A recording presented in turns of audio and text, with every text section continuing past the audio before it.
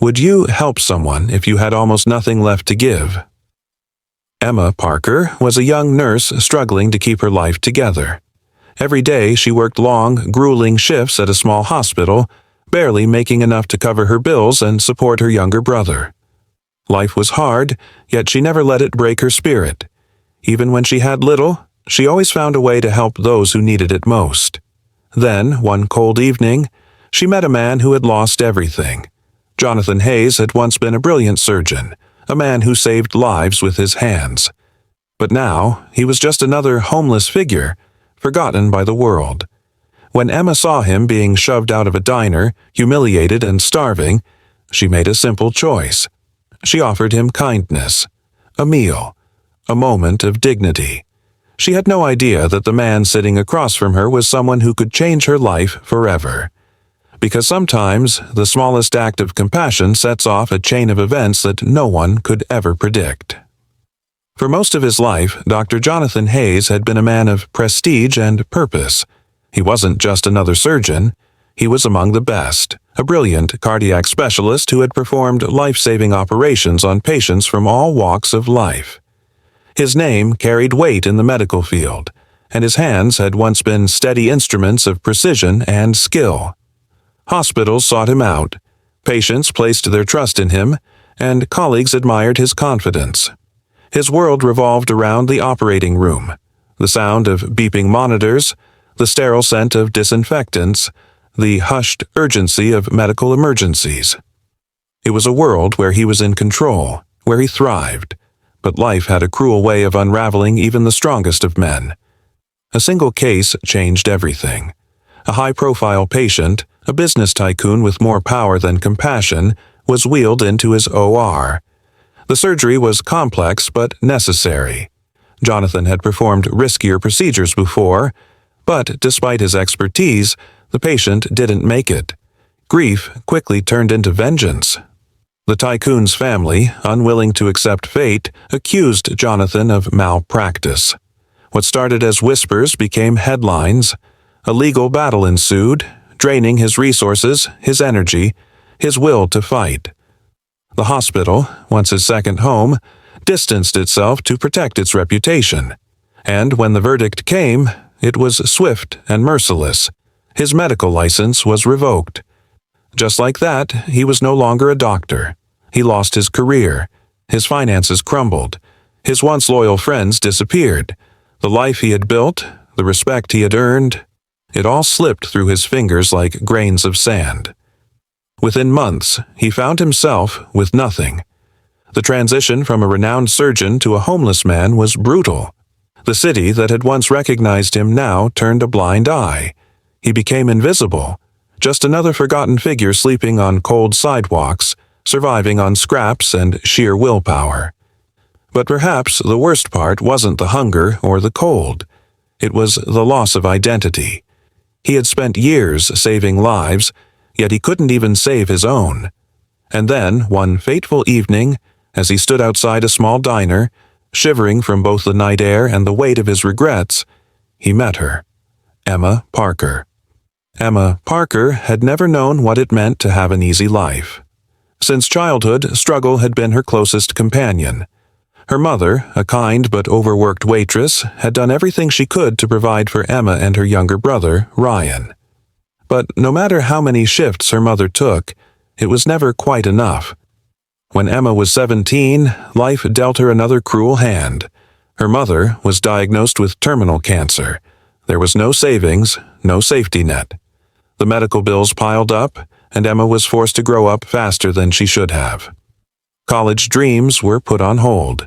Instead, she worked nights, studied between shifts, and eventually put herself through nursing school while still caring for Ryan.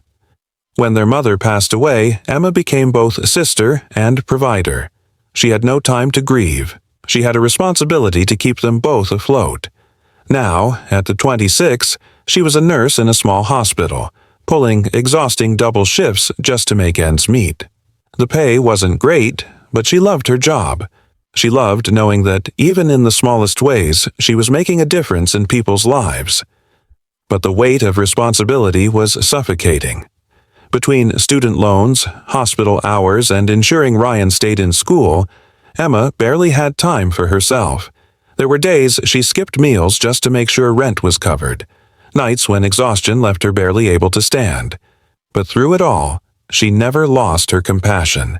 She had seen too much suffering to turn a blind eye to those in need. It was that very compassion that made her stop when she saw him. A homeless man, frail and shaking, being pushed away from the entrance of a diner. His clothes were worn, his face gaunt with hunger, but it was his eyes that caught her attention. Eyes filled with something she recognized. Not just despair, but the deep, aching loss of someone who had once been more. She didn't know his name. She didn't know his story. But she knew she couldn't walk away. And in that single moment, two lives, one struggling to hold on, the other desperate to find purpose, became forever intertwined. Jonathan had learned to expect indifference. It was strange how quickly the world forgot you when you no longer had a title, a paycheck, or a place to belong. Once, people had respected him, admired him even. Now, they averted their eyes when he walked past, as if his very presence was an inconvenience. He had been a man of precision, discipline, and control. Now, he was just another nameless figure in the city's shadows. The cold evening air bit through his thin coat as he shuffled down the street. His stomach clenched painfully, hunger gnawing at him like an old, relentless enemy. He had gone days without a proper meal before, but tonight, the emptiness felt unbearable. Across the street, he spotted a diner. The golden glow spilling from its windows made the place look warm, welcoming even. Inside, people sat in booths, laughing over plates of food, sipping coffee as if they had all the time in the world. For a moment, Jonathan just stood there, watching, remembering a time when he had been one of them, when he had sat in restaurants without a second thought, flipping through patient charts or discussing surgical procedures over expensive dinners. Now, even the thought of stepping inside filled him with unease, but hunger had a way of eroding pride. Taking a deep breath, he crossed the street and approached the entrance. He hesitated for only a second before gripping the door handle and stepping inside. The warmth of the diner wrapped around him immediately, a stark contrast to the cold he had grown used to. The scent of freshly brewed coffee and sizzling bacon filled the air, making his stomach twist with longing. The place was modest but clean, the kind of place where regulars were greeted by name, where conversations blended into a steady hum of familiarity. For a brief moment, hope flickered in his chest. Maybe, just maybe, he could ask for something small, a piece of bread, a cup of coffee, something to get him through the night.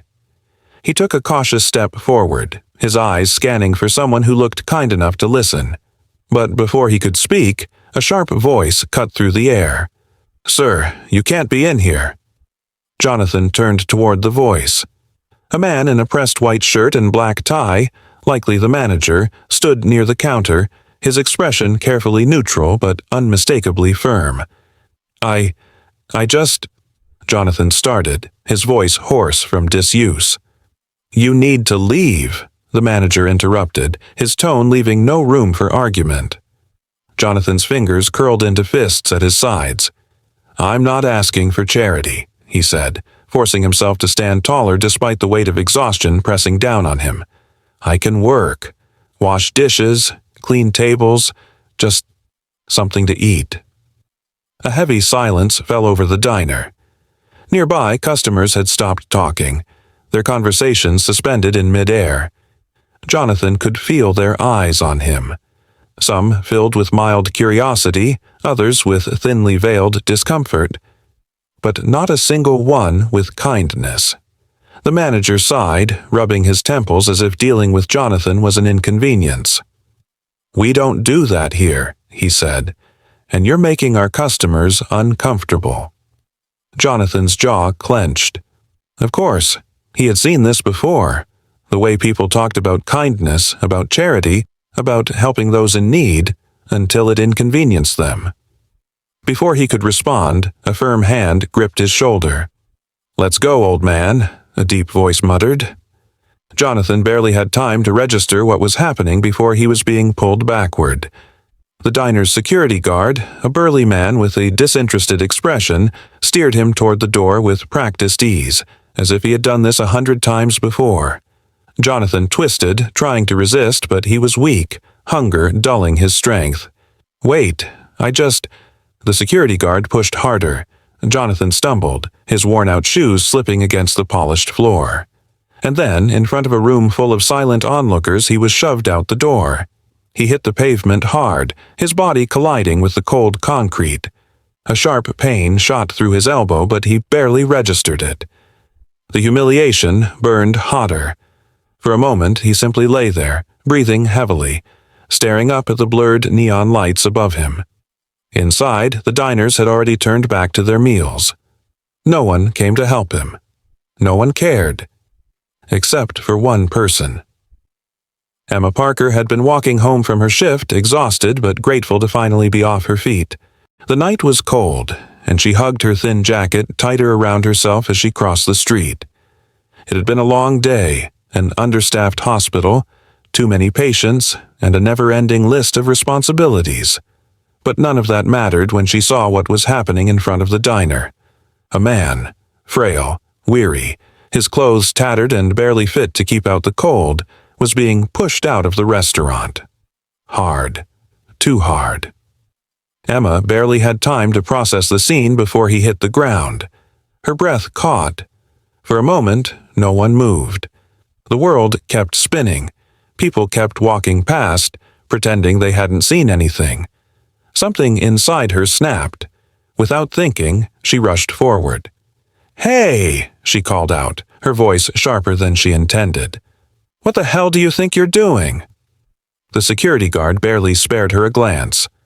"Lady, mind your business." Emma ignored him, kneeling down beside the fallen man.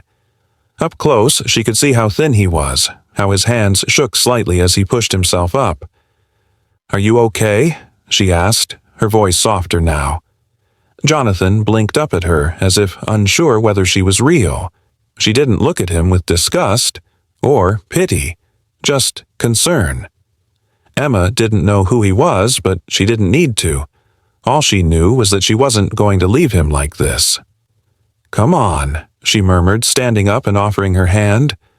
Jonathan hesitated. He had been invisible for so long that he had forgotten what it felt like to be acknowledged.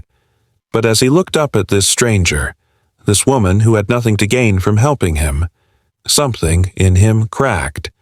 For the first time in years, he reached out and took her hand.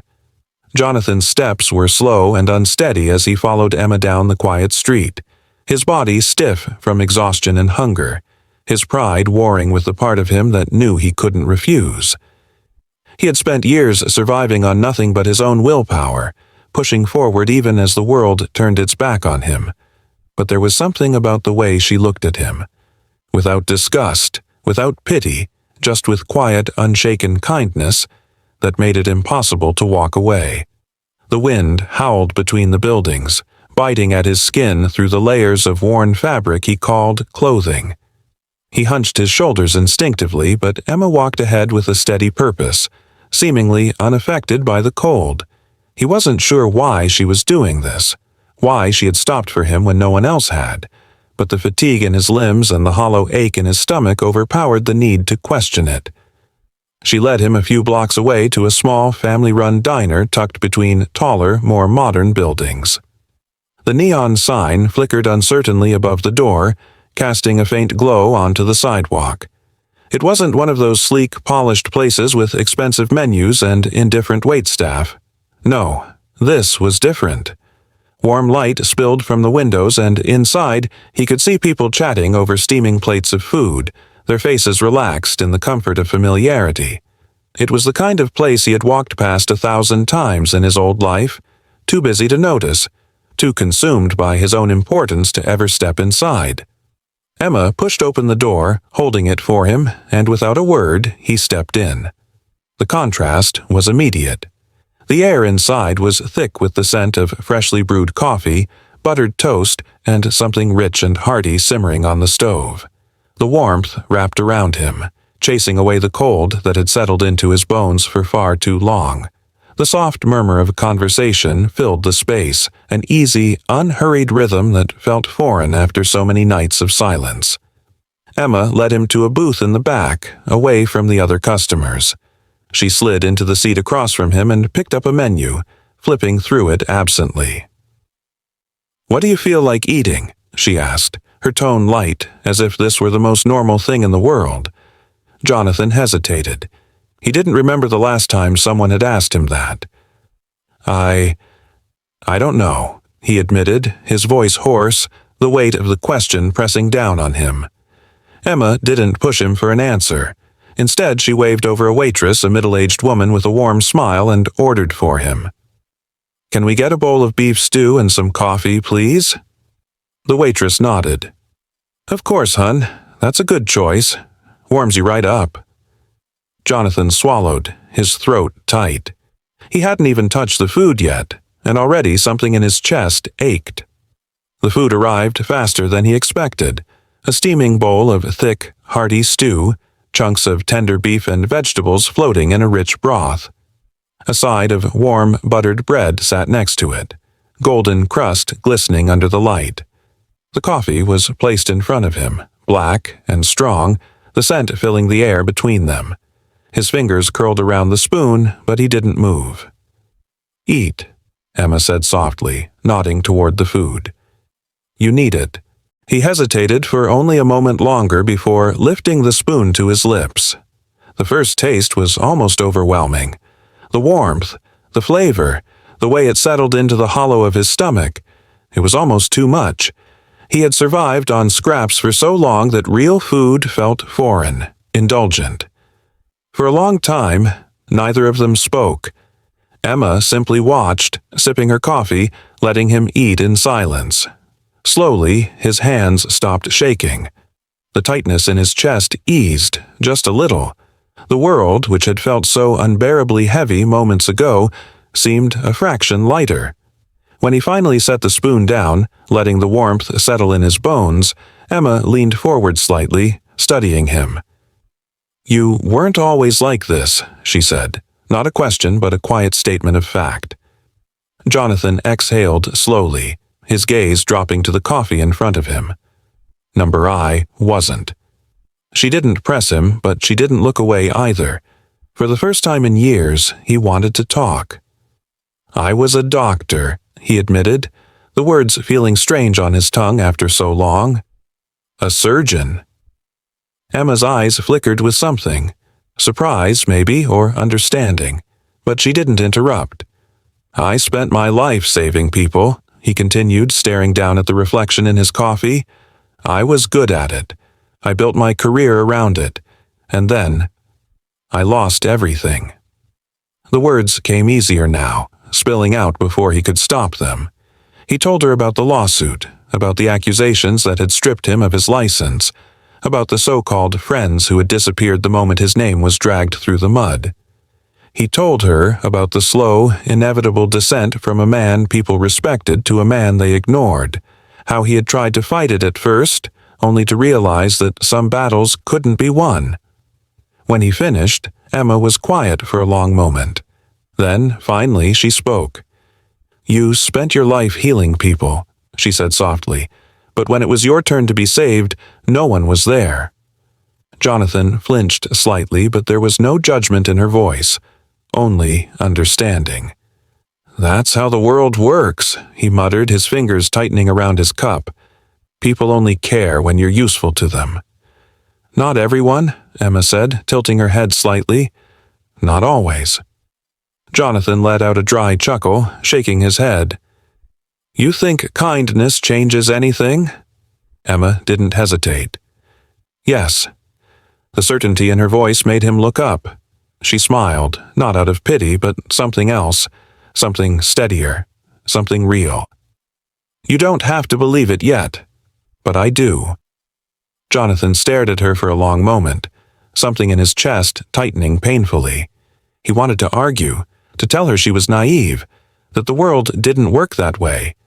But he couldn't, because for the first time in years, someone had looked at him and seen more than a man who had fallen.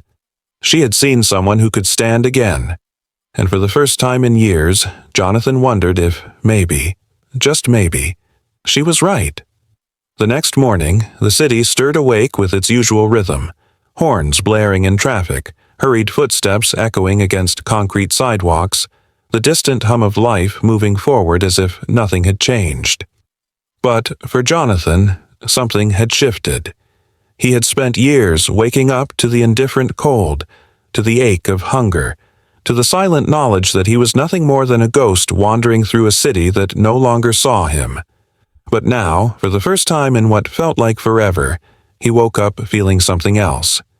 Curiosity. He found himself near the hospital where Emma worked, watching from a distance as she hurried inside, her scrubs slightly wrinkled, her steps brisk with purpose. She hadn't said much after that night at the diner, only that she had an early shift, but Jonathan had seen something in her that intrigued him. She had so little, yet she had given freely. She had no obligation to help him, yet she had done so without hesitation. And he wondered, what kind of person was she? The hours stretched, but Jonathan barely noticed. He stayed nearby, watching the ebb and flow of people entering and leaving the hospital, catching occasional glimpses of Emma in between.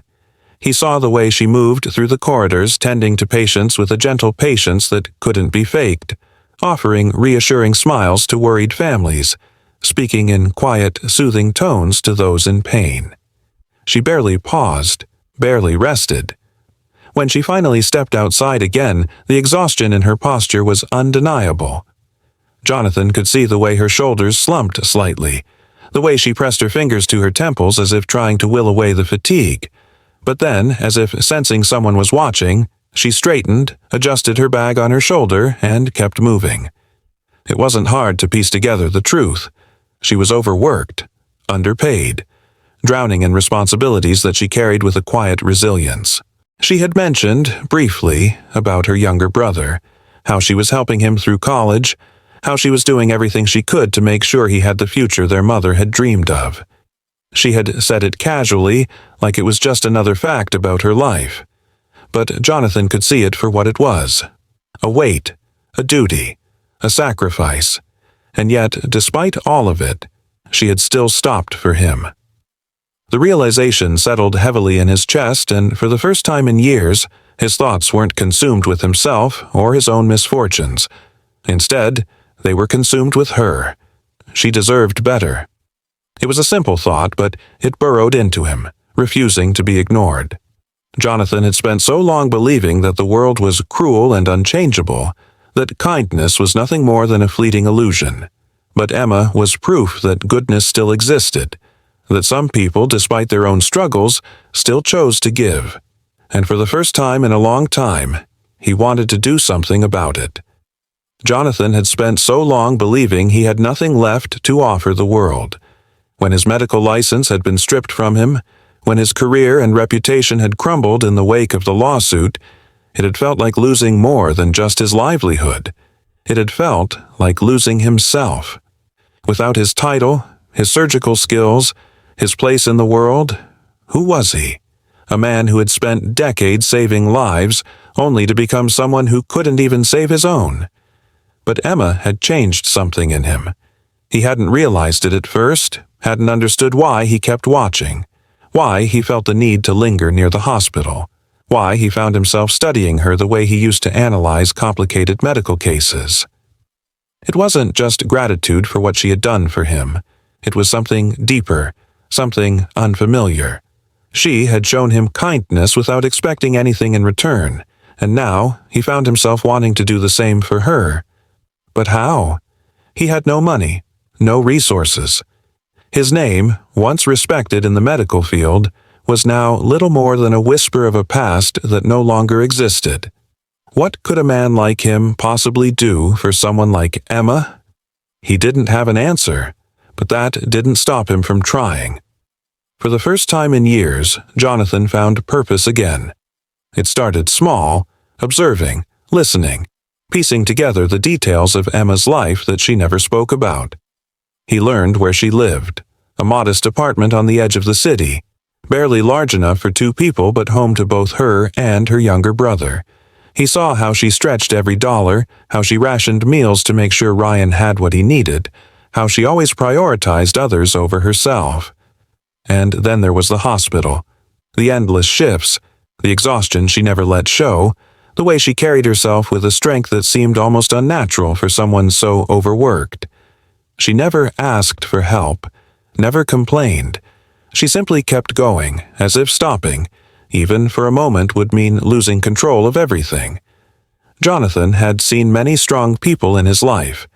Surgeons who could operate for 12 hours without breaking concentration, soldiers who had been through war and emerged unshaken. But Emma's strength was different. It wasn't built on skill or training. It was built on necessity, on a quiet determination that refused to let the world defeat her. And that was what made Jonathan certain. She deserved more than this life. So he decided to do something about it. At first, it was just small things. He started spending time in the poorer neighborhoods, places where people couldn't afford proper health care, where families struggled to get by without medical assistance. He didn't have a license, but he still had his knowledge, his experience. He diagnosed illnesses, cleaned wounds, gave advice to parents who couldn't afford to take their children to the hospital.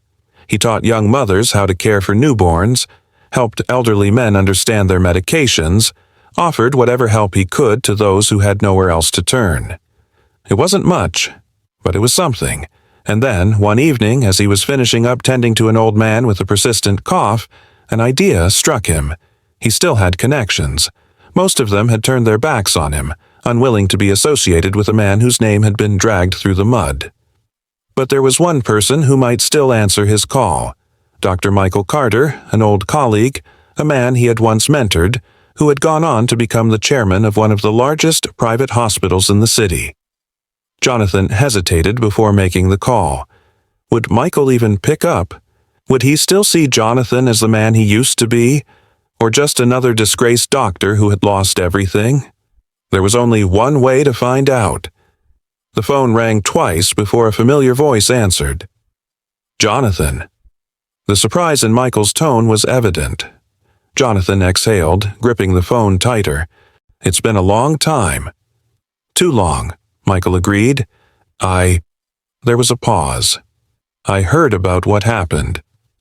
Jonathan expected pity, expected the same rehearsed condolences he had received from the few colleagues who had reached out in the aftermath of his downfall.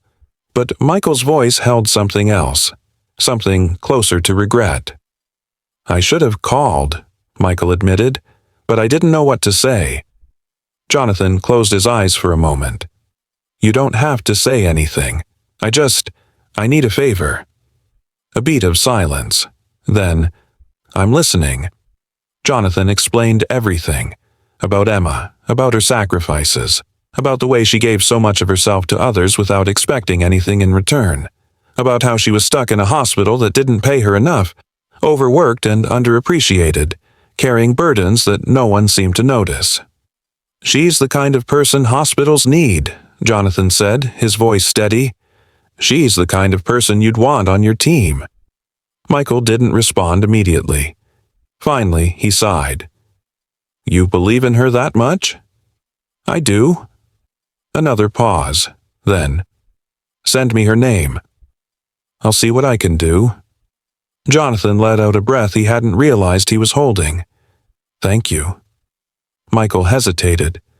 And Jonathan? Yeah. You were one of the best surgeons I've ever known. A pause. That hasn't changed. Jonathan swallowed, the weight of those words pressing into something deep inside him. We'll talk soon, Michael said before the line went dead. Jonathan sat there for a long moment, staring at the phone, at the world around him, at the faint glow of streetlights flickering in the distance. For the first time in years, he felt something he had thought was long gone. Hope. Days later, Emma was called into her supervisor's office. At first, she thought she had done something wrong. Her mind immediately raced through the past few shifts, trying to recall if she had made a mistake, if she had missed something important. But when she stepped inside, she was met with something she hadn't expected. Opportunity. "We received a recommendation for you," her supervisor said, sliding a letter across the desk. "From Dr. Michael Carter, chairman of St. Vincent's Hospital." Emma blinked. "What?" "They're offering you a position," the supervisor continued, watching her carefully. "Higher pay, better hours, more opportunities for advancement." Emma's breath caught. How? She had never even applied. Her fingers trembled as she picked up the letter, reading the words, barely comprehending them. It felt surreal, impossible. "Think about it," her supervisor said. "But I'd say this is the kind of offer you don't turn down." Emma nodded numbly, still unable to process what was happening. As she left the office, her mind raced with questions. Who had done this for her? And then, she knew. Jonathan. She found him later that evening, sitting on a park bench gazing out at the city as if seeing it for the first time in years. "You did this, didn't you?" she asked, her voice quiet. Jonathan didn't look at her. "I just made a call," he said. Emma sat beside him, the letter still clutched in her hands. "You didn't have to," she murmured. Jonathan exhaled slowly. "Yes, I did." And for once, Emma didn't argue. She simply sat there, letting the weight of what he had done settle between them. Letting herself believe, for the first time, that maybe, just maybe, things were about to change. Emma had always been used to hardship. She had grown so accustomed to fighting for every inch of progress, to shouldering the weight of responsibility without complaint, that when something good finally happened, something truly life-changing, she didn't know how to react. She held the letter from St. Vincent's Hospital in her hands, reading the words over and over again, as if expecting them to vanish like a cruel trick of the universe. An official job offer, a significant pay increase, better hours, the kind of opportunity she had never dared to dream about. For years, she had accepted the way things were. Long shifts, low pay, constantly stretching herself thin just to survive. The idea that something better was possible had always felt like a distant fantasy, something meant for other people. But now, here it was, in black and white, staring back at her. And all because of Jonathan. She had confronted him that evening, the letter still clutched in her fingers, her voice quiet yet full of questions. "You did this," she had said, not as an accusation, but as a realization. Jonathan had only given her a small, knowing smile, his gaze fixed on the skyline, watching the sun dip below the horizon. "I just made a call," he had replied. But Emma knew it was more than that. Jonathan had seen what no one else had. He had understood, without her ever saying it, how hard she had worked, how much she had sacrificed. He had taken it upon himself to do what no one else had ever done. Help her without expectation, without asking for anything in return. For the first time in a long time, Emma allowed herself to hope. Her first day at St. Vincent's felt surreal. The hospital was larger, more modern, filled with state-of-the-art equipment and a staff that, from her very first impression, seemed professional yet welcoming. The pace was still fast, the work still demanding, but there was a difference. A sense of support, of efficiency, of respect for the nurses who carried so much of the burden. She no longer had to worry about how many shifts she needed to take just to pay rent. No longer had to count every penny before deciding whether to buy groceries or cover a bill. For the first time since her mother had passed, Emma felt something she hadn't allowed herself to feel in years. Stability. Yet, even as her own life changed, she couldn't stop thinking about Jonathan. She had seen the shift in him, the way his shoulders no longer sagged under the weight of defeat, the way his eyes carried something more than just the quiet resignation of a man who had given up.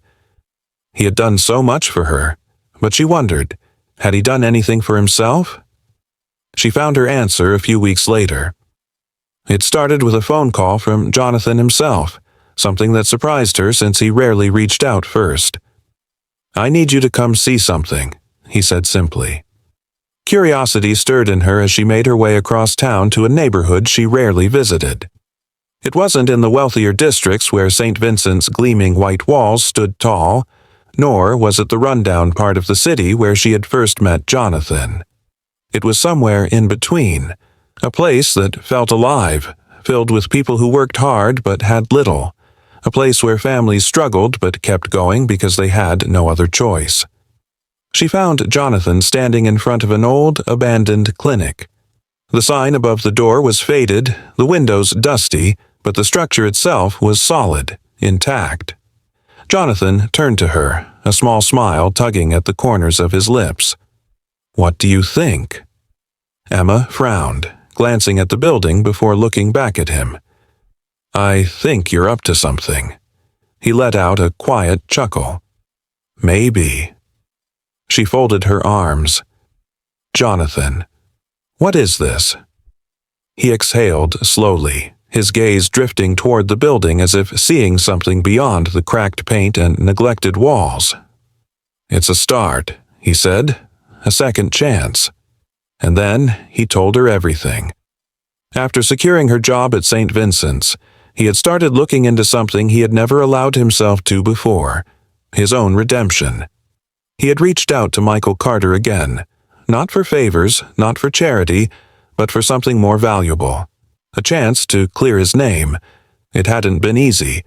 Undoing a ruined reputation was a battle against time, against perception, against people who had already written him off.